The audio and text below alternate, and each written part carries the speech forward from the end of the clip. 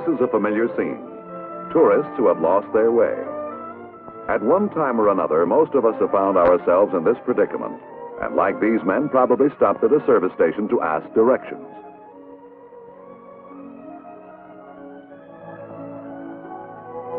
Generally, such directions are given by reference to a road map. This is what is known as a planimetric map and shows only the horizontal features. Like all other maps, this is a drawing to scale of a portion of the Earth's surface on which natural and man-made features are depicted by symbols, lines, and colors. If you select a map which covers the area of your travels and know how to interpret the information it contains, the planimetric map will guide you to your destination.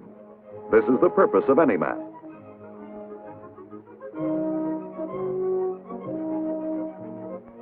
For these travelers, the relatively simple road map serves this purpose, enabling them to visualize the route they must travel to reach their destination.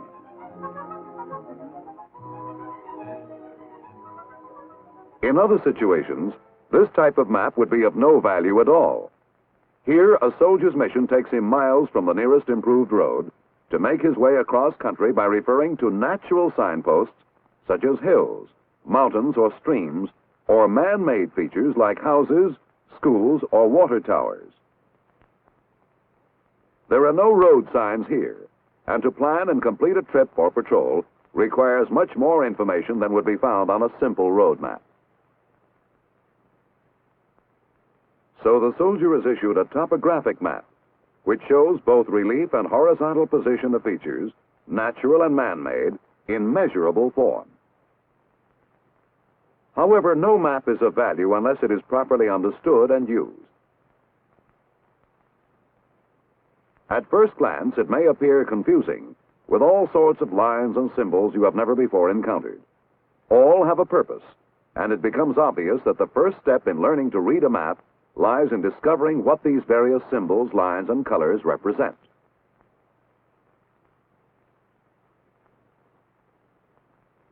First, let us note what might be called the operating instructions. These are placed around the map edges and termed marginal information. This contains such essential information as the scale to which the map is drawn.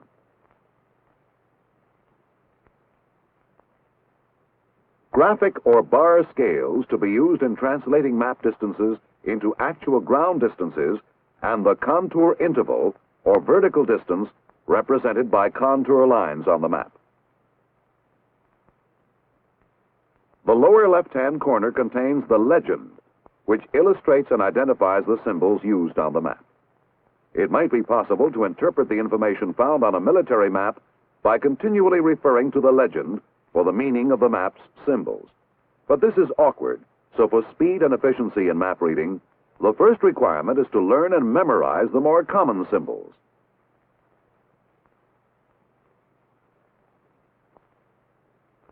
Let us begin with the symbols printed in black and identify what is called cultural detail or man-made objects.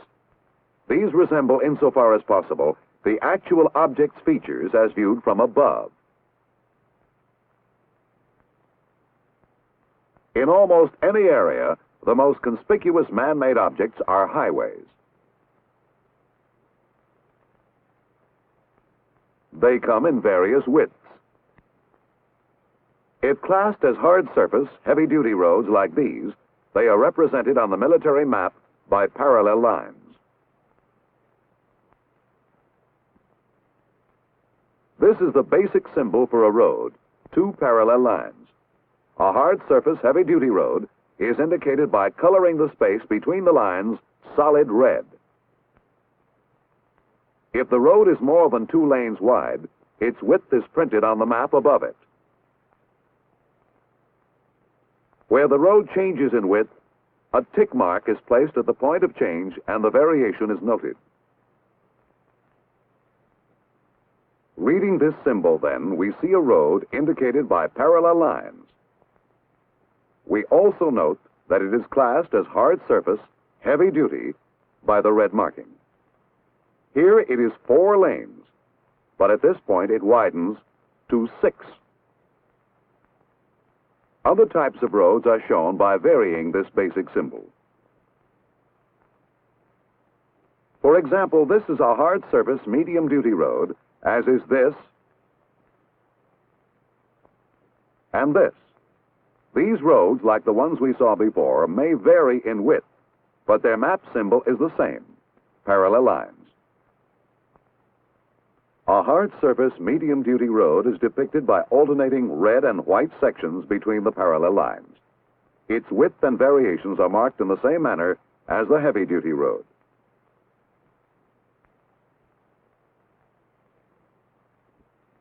Military maps also include streets like this one, as well as improved light-duty roads.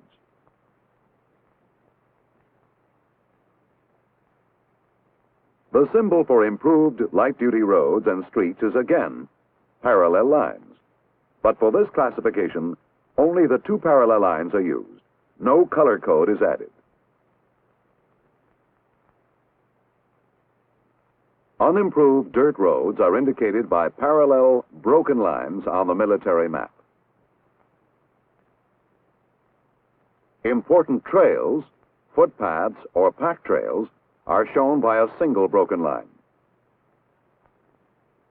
Thus, it is evident that 5 different types of roads are depicted on military maps by distinctive individual symbols. A trail, an unimproved dirt road, an improved light-duty road, a hard surface medium-duty road, and a hard surface heavy-duty road. The width of hard surface roads, if more than 2 lanes, is indicated above them, like this, and all 5 symbols stand out clearly and distinctly.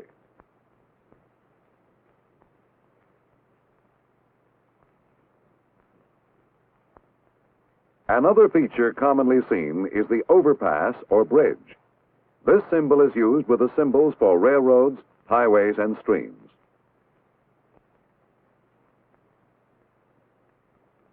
Still another transportation facility found on most military maps is the railroad.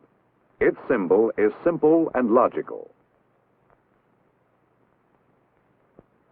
For a single track, 1 line is used, with cross marks suggesting railroad ties. For more than 1 track, the symbol is 2 parallel lines with the same crossbars. The difference between the single track and the multiple track symbols is obvious, and both are designed to stand out clearly from other map details. The next symbols we shall learn represent buildings, not to scale, but rather to suggest their shapes as viewed from above. For example, a house is represented by a solid black square, which is centered on the map on its actual location, as are all map symbols.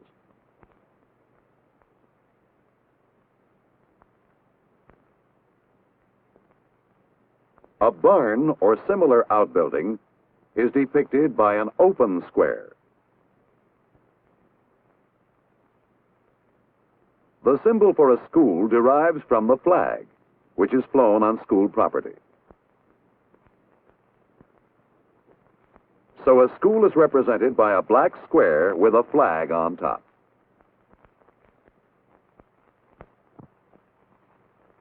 The church symbol is similar, except that a cross is placed on the black square instead of a flag.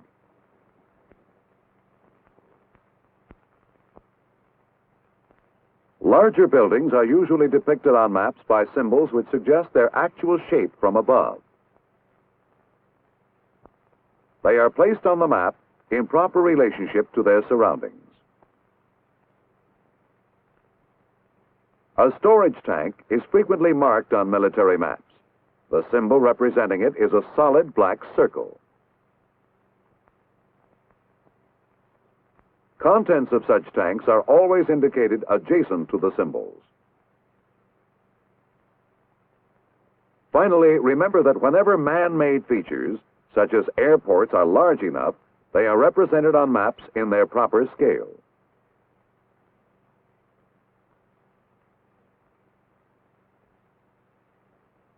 The symbols we have seen thus far represent man-made features which physically occupy space within a mapped area. But there is another man-made feature which normally is not physically apparent, yet must be depicted on the military map. This is the boundary line.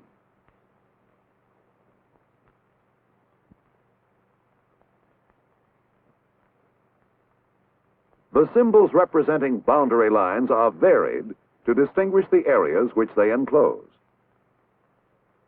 A national boundary is depicted in this way. This is a state border, and this a county line. Military reservations are outlined by this symbol, and other reservations like this. You will notice that the national and state boundaries are at first glance confusingly similar. Thus, to distinguish it, the national boundary is edged with red dots along its entire length. The same possibility of confusion exists between military and other reservation borders. So the boundary symbol for the military reservation is also edged with small red dots, and a printed identification is included on the reservation side of the line. These, then, are representative samples of the symbols used to identify cultural or man-made features on the military map.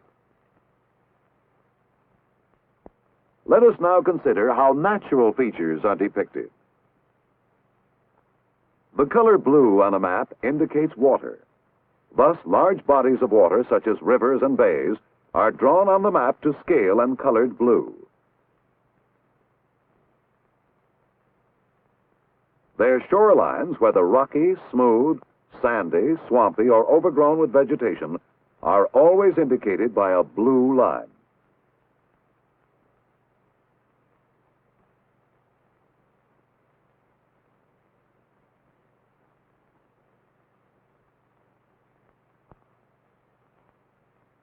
Streams which are not wide enough to be drawn to the map scale, whether fast and deep or slow and shallow, are symbolized on the military map by a blue line.